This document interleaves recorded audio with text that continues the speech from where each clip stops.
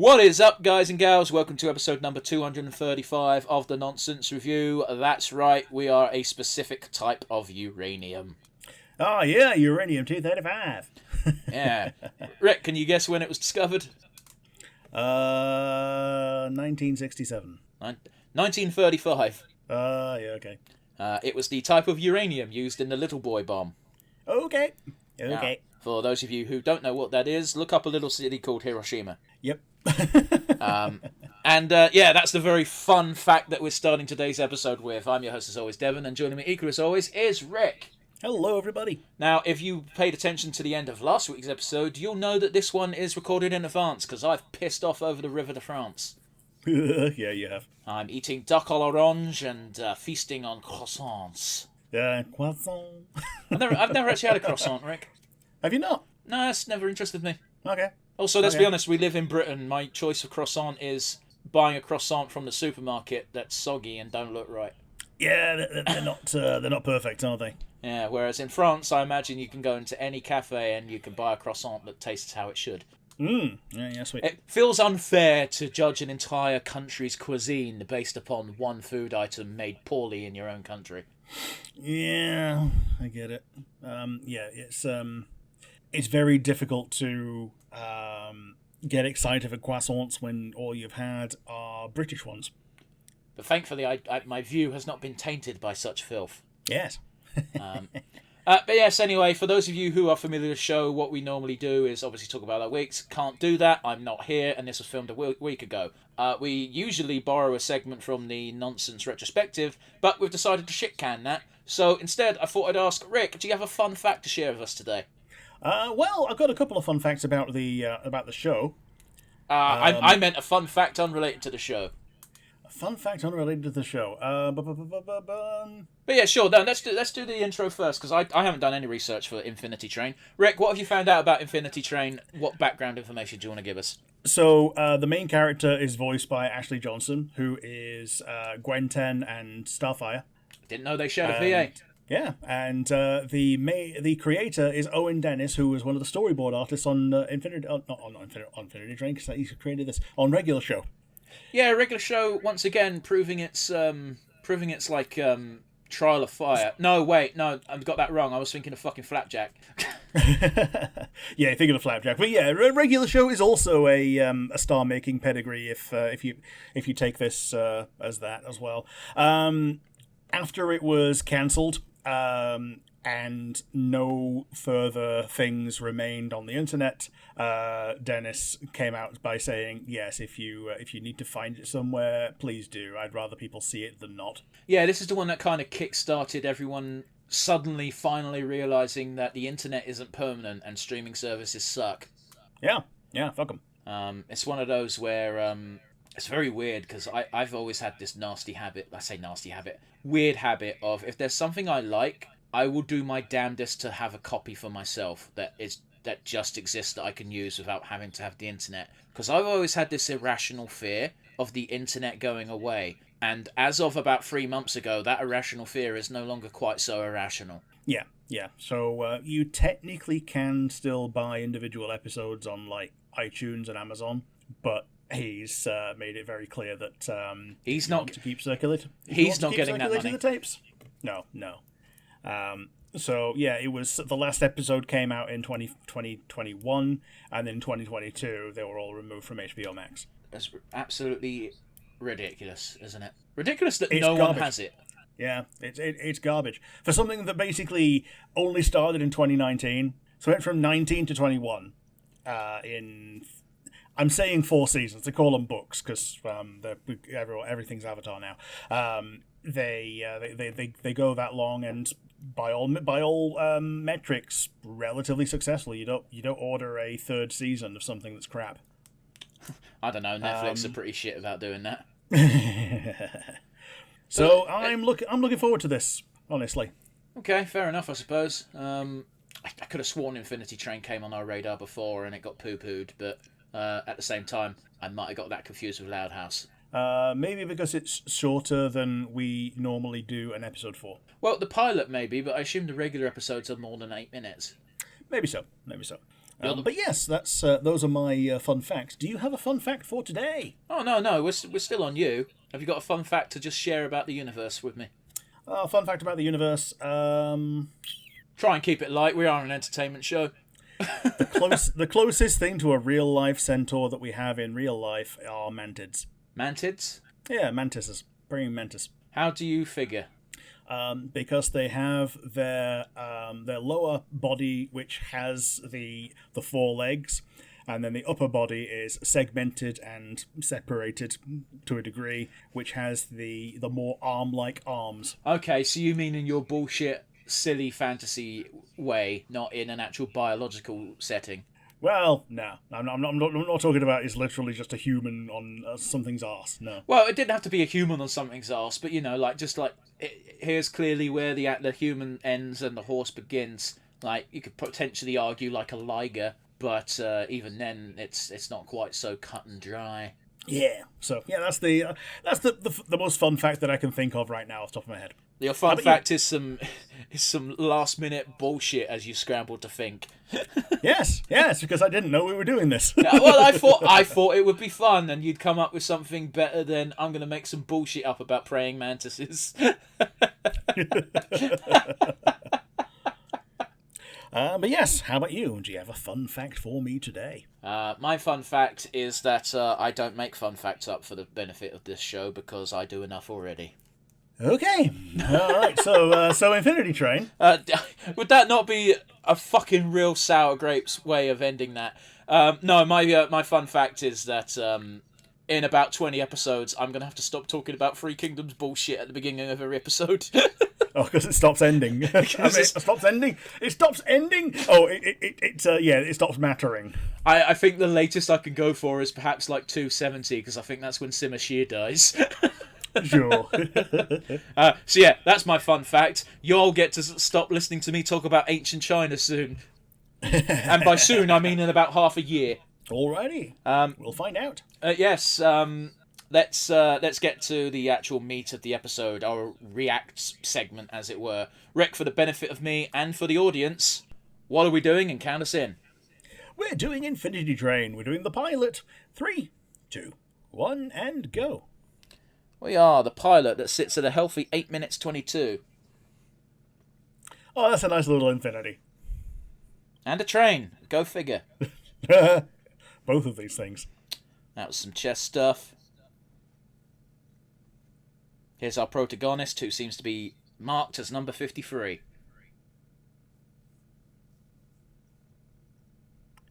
It's a good question. It is, yeah.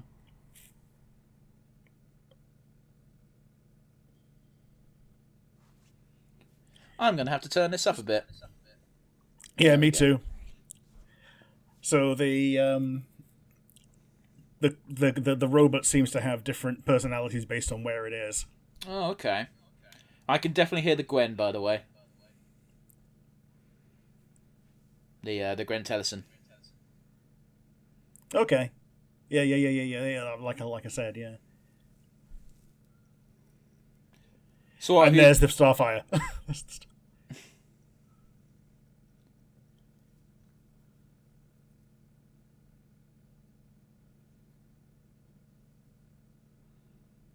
That sounds like a budget Steve Merchant. It does, doesn't it?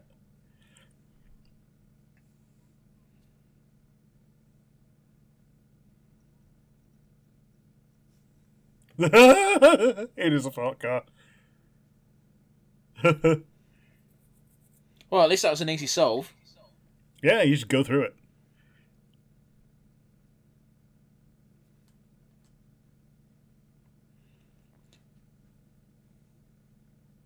Cold pizza. I mean, yeah, cold pizza is breakfast gold, but it's not my first choice for dinner. Yeah, here's a query. How does this all fit in one train car? It's an Infinity Train, Rick. It's in the title. I guess so. Well, I hate this. Like, as a core concept. You ever seen a long-legged corgi? No. It looks fundamentally wrong. I took my dog for a walk literally yesterday, and I saw a fucking Shiba Inu, and I was like, I didn't know any of those existed around here. Yeah, they're cute, aren't they? I don't know if they're cute. It was just very stood out amongst regular British breeds. Yeah, they're very expressive. I like them.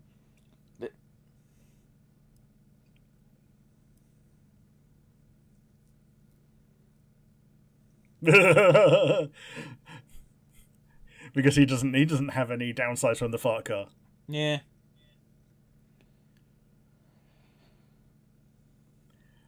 The big wet. That is quite intimidating. Yep, fair enough. Bullshit, can you do an eagle, little ball man?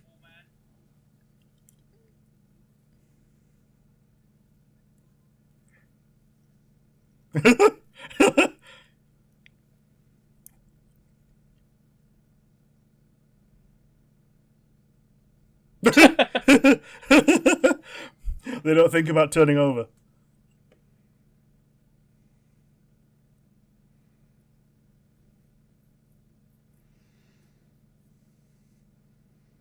That sounds almost like Keith David, doesn't it? A little bit.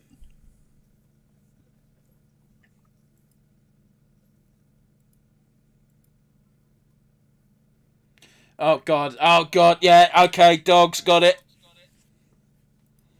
Outside.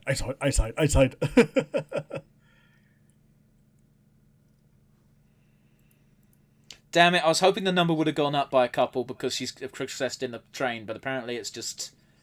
Maybe that's what number competitor she is in this weird, twisted game. It is weird, isn't it? Unless it does go down after she does actually solve it.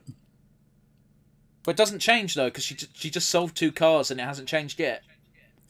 Well, maybe it has to be solved in a meaningful way. They had a puzzle to solve in the first car they showed, and they solved it. How more meaningful can that be? More something like this, where you have to defeat an actual beastie.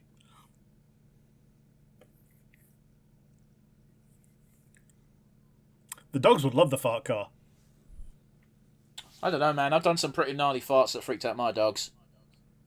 It's probably the sound that did. If you take it however you want, but just because...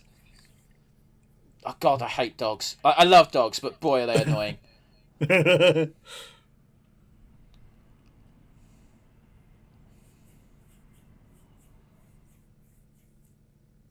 You must answer my questions free.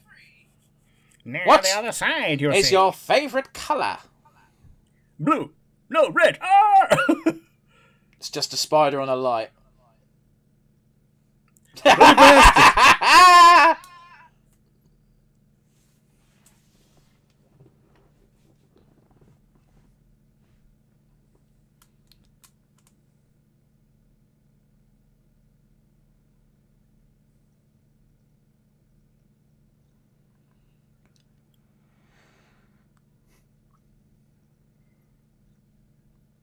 Well, they didn't answer why the water was responding to the shadow.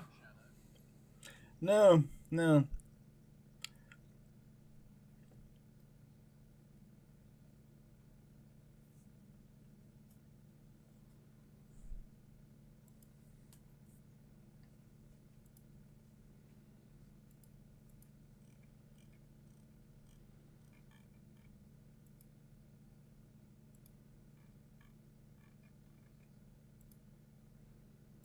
Now, Atticus is a boy dog, so what they're not showing is the very obvious part that you want to avoid while giving belly rubs. Oh, yes. You don't want to excite the dog too much.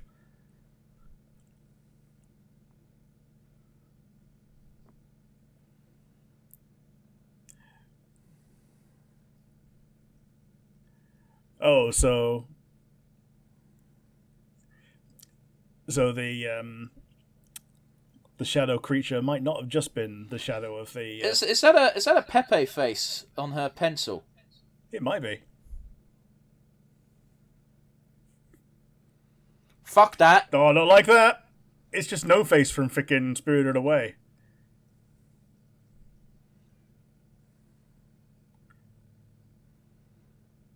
Oh, they gave it the proper fucking Poochie noises.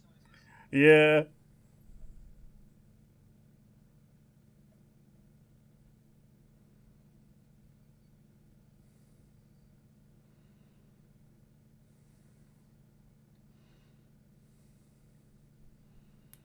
I'm very confused as to what's going on, if I'm being completely honest.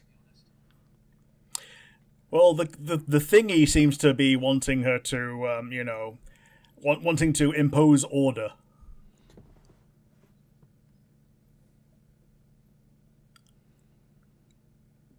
Okay, why did that go down by 4?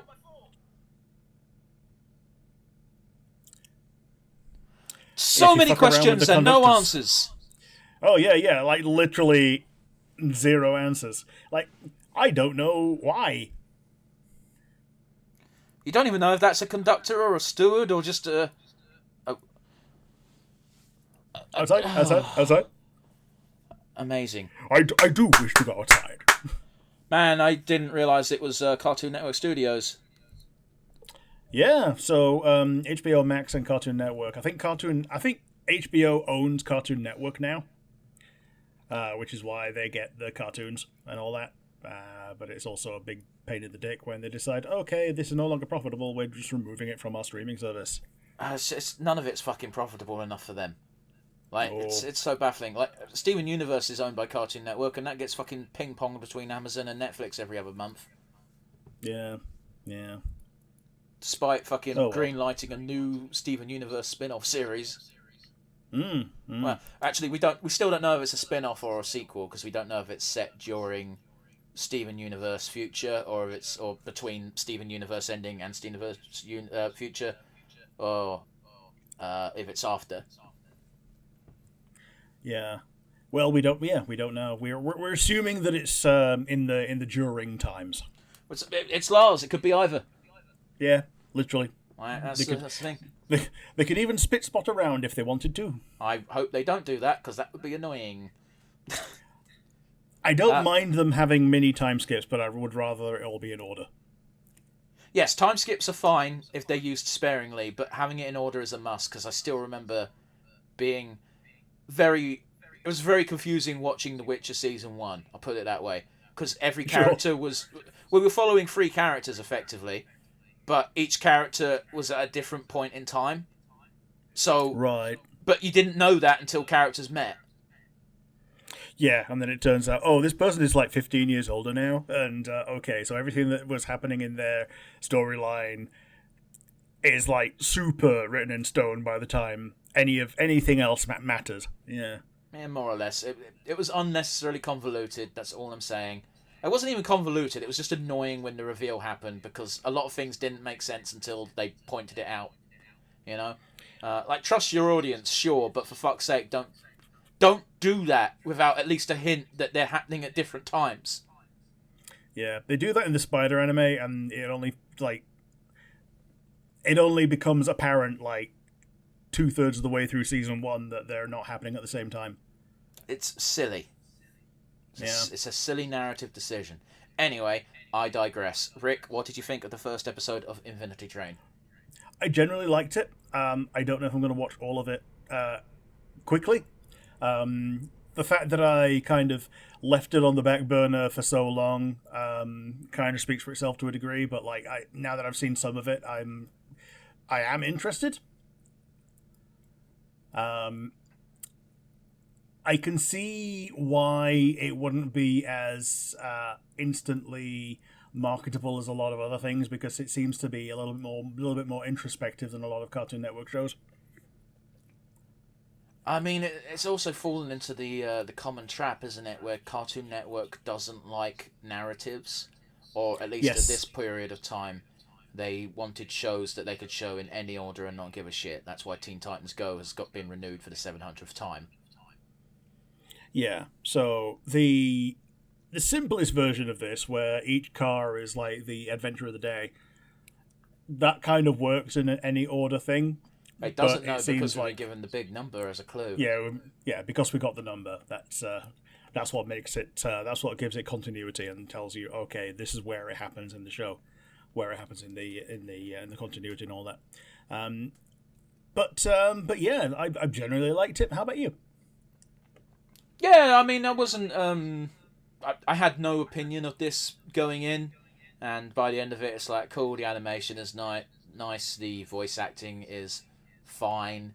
Uh, I've got a lot of questions, but that's clearly the plot is going to be working through answering those. Like, Jesus, the questions we have are questions our protagonists have, so it makes sense. Yeah, it's useful to have that on the same, like being on the same page as the protagonist, rather than the protagonist knowing more than the viewer, and it just being arbitrarily kept from the viewer.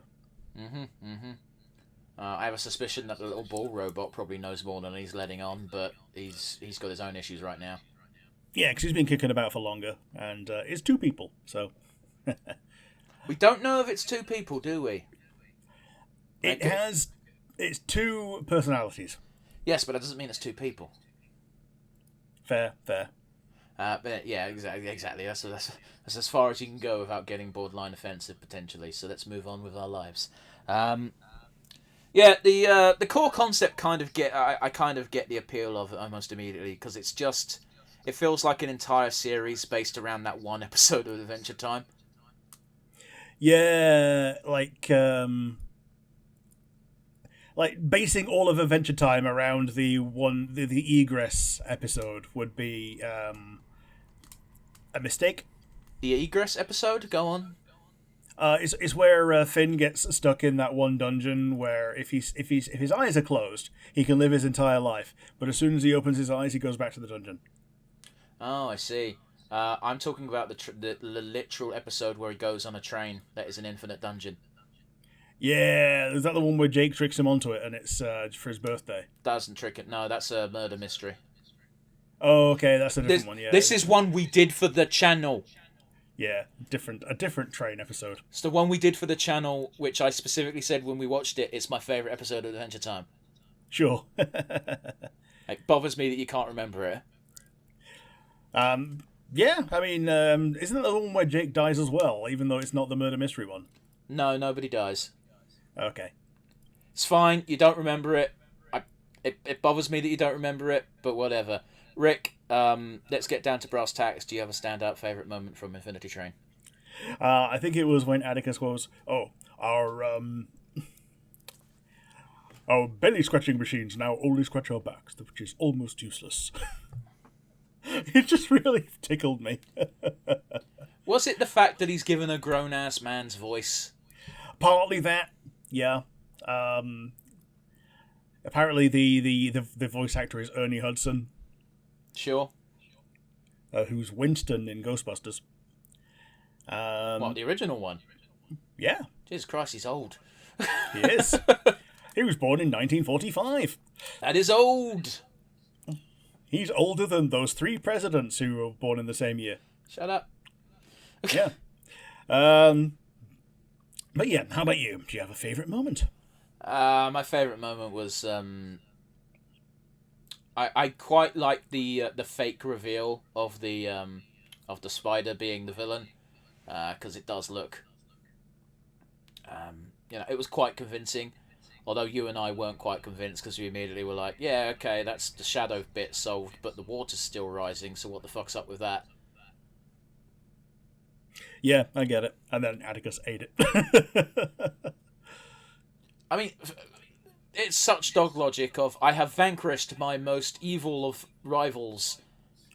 By turning it into poo. I don't think it would turn into poo quite that quickly, but sure. Yeah, it's on the road to being turned into poo. You've got Adventure Time on the brain because you're thinking of the time the hat came to life. It did, yeah. It's poo now. I did like it walking through the sausages, Finn smelling the sausage and goes, "Oh, I turned it into poo." And it's a sausage, so it's already more or less the correct shape. It's already The query is, did it actually become poo, or is it just because it went through him that it came out of his ass and therefore is technically poo? I think Finn is telling the truth and it is now poop. Listen, I'd be on Finn's side and be like, I'm not fucking biting into it to find out. Yeah, I get you. But yes, we can't only talk about the good, can we? We also have to talk about the bad. Let's get our weakest links out there, Rick. The fact that there are literally more questions than answers. Usually, this works both ways. It gets you hooked, but like because there's like pretty much nothing given to us other than that. Yeah, Tulip wants to go home. It kind of feels like too bleak. Can't care. You know what I mean? I completely disagree with you because while yes, it's incredibly frustrating that there are so many questions, I don't know how you could make that the weakest link when the fact there are so many questions is literally the fucking plot. Yeah, I get you. What's your weakest link? There's a story. But like, I liked the characters. I like the direction. Don't like the plot. Got it. Yeah. I don't like that we don't know what the plot is. It's the fucking pilot. Yeah. The plot is we have a girl on a train that is infinite. That's in the title. Like, you don't need to explain that. The title is Infinity Train, so they made it quite clear. It's a train that is infinite, as far as we're aware. And she doesn't understand why she has a number on her hand. That's what she's trying to answer. By the end of the episode, the number changes, but we don't... We can make some guesses as to why the number changed, but we don't know, because she's already completed plenty of cars, and the number's not changed before now. Yeah, and it's the fact that we don't know why, which is frustrating. So that's my weakest link for today. How about you? What's your weakest link? I mean, it's frustrating, Rick, but again, it's the plot. Yeah.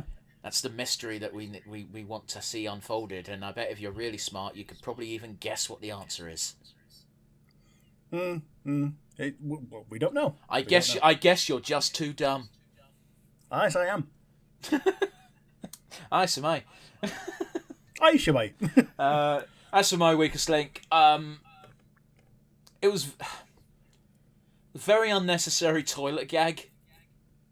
Oh, with the farts. Well, because it was so early in the episode as well. I thought it was setting the tone for the type of show, but it really didn't. So, like, a bit of a double of, oh, really, toilet humour? And then, oh, so the whole show isn't toilet humour, so what was the point? Yeah, I guess it was just to appease Adventure Time bros. Oh, they're not even farters. That's like fucking South Park level. Yeah. Terrence and Phillip. Hey, Terrence, why'd you call me a pig fucker? I don't know, maybe because you fuck pigs. Ah! Ah, yeah! You just went straight for SpongeBob. I mean, yeah, it's pretty much the same thing. SpongeBob is just a PG Terrence and Phillip, really, isn't it? Really insulting to SpongeBob, but whatever, let's move on with our lives. Don't like to end on a low point, we like to end on a highlight. So with that in mind, Rick, who is your MVP today? I think it's going to be Ashley Johnson, the main voice actress, because you could feel the little twinges of other characters in her characterization of Tulip, but that just shows that Tulip is more two-dimensional as a character in a way, you know? No, I don't. What do you mean she's two-dimensional as a character? Like, she's not one-dimensional. She's got she's got times that she can be excited, times that she can be down, times that she can be introspective, and times that she can, like be hot-blooded, you know?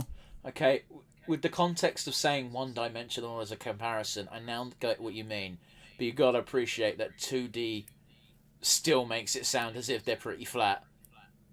Okay, yeah, I appreciate it. Okay, yeah, that was a poor choice. That's more just than one-dimensional. That's just more than one-dimensional. Yeah, exactly. But that's just me clarifying why I had to ask that question, because it confused the fuck out of me. Yeah, I appreciate now that it could sound more like an insult than it was meant to be. But yes, that was mine. How about you? Do you have a MVP for today? This show was very nice and colourful. It was. That's what my MVP award is going to. Yeah. Whoever's... Yeah. I don't know if you want to give that to the art department, or if you want to give it to the creator, or if you want to give it to the art director. But just having a nice, colourful show is nice and refreshing. I think it might be because we've done a lot of indie stuff lately, but it feels like the general direction is going back towards that darker, grittier style of animation, which is fine, but it's nice to see a bit of colour. Yeah, like you say, indie either goes all colour or no colour. It really does.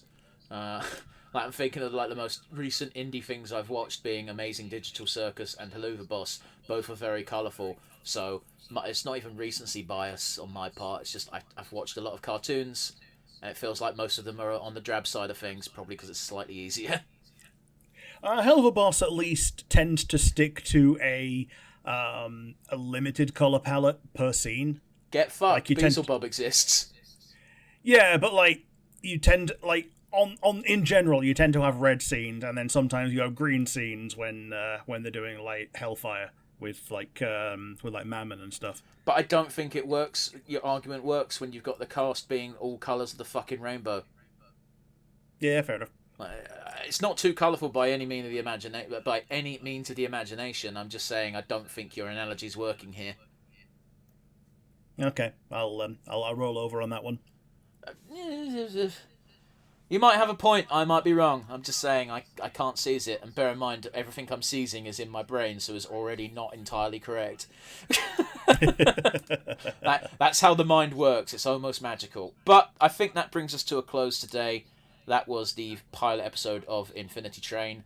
I don't know, much like with Rick, I don't know if I'll be watching more of it, but it's certainly on my radar now. It's not something that I'm going to snub my nose up and go, oh, I'm not watching that.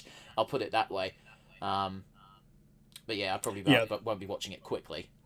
Yeah, the downside being we can't just turn Cartoon Network on and watch it. The upside being that we have means. Yes. But we shall leave those means to the imagination, for this video is on YouTube and on Spotify. Speaking of, those both have comment sections. You can comment in them, funny enough. And let us know what you thought of Infinity Train. Do you think it's worth binging the entire series? Are there other shows out there like Infinity Train that you want to see us react to that were perhaps unjustly cancelled before their time? We are eager to hear from you. Alternatively, we're not just on those platforms. We have audio versions of the show that have no comment sections. So instead, you can send us an email to nonsensreviewuk@gmail.com. Gotta be honest with you, Rick, it feels like during that entire spiel I didn't breathe. Yeah. It did feel a bit run-on-y, yeah, didn't it? So, my apologies if that sounds like a clusterfuck of information going your way. But yeah, not much else to say other than like and subscribe as well. Apparently it helps the channel, not that we'd fucking know. And we'll see you again next week for something completely different. Bye, everybody.